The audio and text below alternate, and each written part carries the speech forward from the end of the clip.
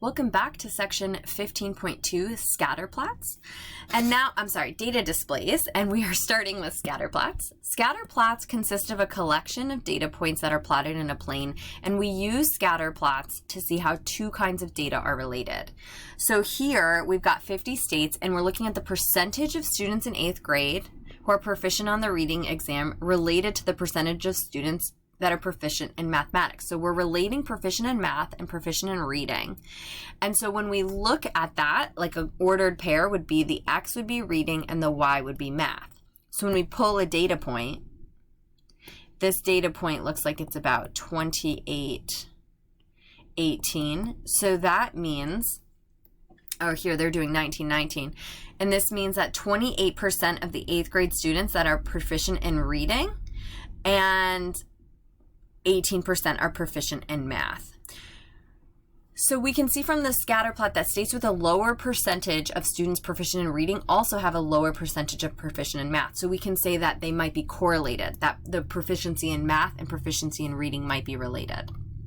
In contrast, this scatter plot shows a really different situation. This scatter plot shows populations and area of countries in the world, and we can see that there are a few countries with very large populations and large areas. So here's our population, large and large areas. So that would be a large population and a large area. But what we see, but that most countries that have smaller populations and areas, and it's really hard I couldn't draw a line through this data to make sense of it because we've got a small population with a lot of area. We've got a big population with, it's impossible to draw a line, but if we kind of go back here, it's really easy for me to see a relationship here by drawing a line. So as we create and interpret data displays, they're great to summarize data, but we have to choose a display that's going to communicate the point we want to make clearly. So first we want to have a title, and we want to label our display clearly. And we want to read them carefully before interpreting. So for example, the vertical axis in 15.9 starts at 200. Do you see that? And not 0, which can make changes appear greater than they are. If you think about it, the difference between maybe 220 and 240 maybe isn't that big. And if we had a 0 axis, we could see that it wouldn't be that big. You might initially think that in 1909 they were almost 50% higher. See how this ratio here, it looks like, wow, these guys are really growing. That's a huge increase. But really because of that missing 0 axis. So this is one way to mislead. All right, so be careful when drawing conclusions. For example, we see that women earn less money, so now we're looking at this one, and men, but we might be tempted to conclude that this is due to discrimination against women on the basis of gender, although this could be the case, and there could be other reasons. So for example, many of the women in the age 25 and over category may have taken off time from work. So the book says this break in employment could cause many women to have less work experience and therefore to earn less. So we just have to be careful before we draw conclusions.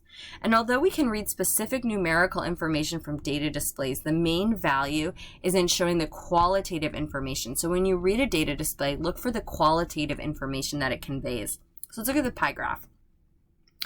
This shows that only a small percentage of U.S. firms have 50 or more employees. Therefore, a law that would apply only to 50 or more employees would not affect most businesses, but on the other hand, we do not know what % of all employees work in a firm with 50 or more, so further data needs to be gathered here. So go ahead and explore these two problems here, and then press play when you are complete.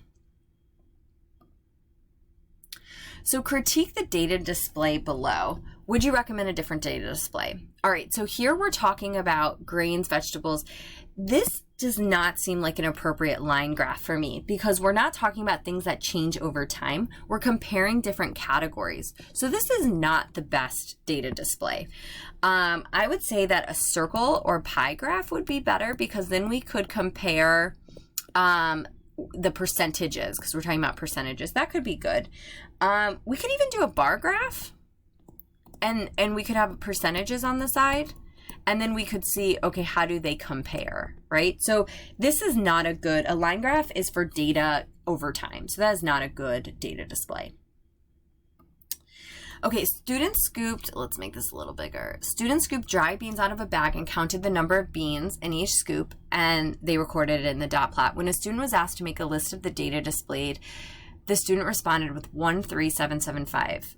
Critique the response. So what they did is they counted the dots. 1, 3, 7, 1, 3, 7, 7, 5, 1, which is really common, but they forgot to write what they represent. This would be 27. This would be 29, 29, 29, 30, 37 times. Now, when we read graphs, we want to read it at 3 different levels. So to help us, we're going to do these 3 levels. The first level is reading the data. This level of comprehension is just a literal reading, okay? So we're just lifting facts. So we might say how many or in what year, right? Those are questions that just read the data. Then we want to read between the data. This is going to be an interpretation.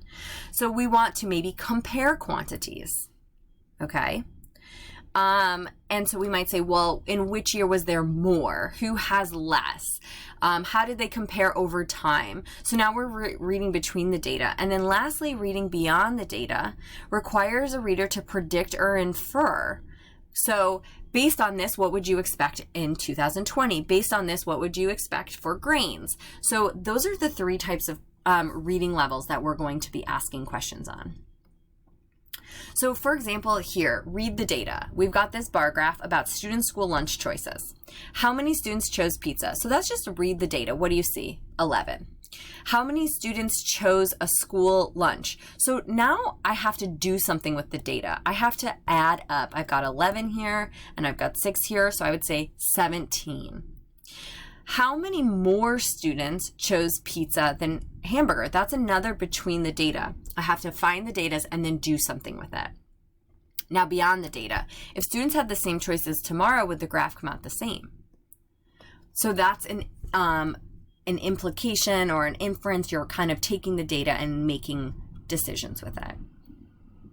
We've got some explorations coming up. Don't skip these, take your time. For this one here, you're going to complete these. You're going to write your own questions. Press play when you're complete.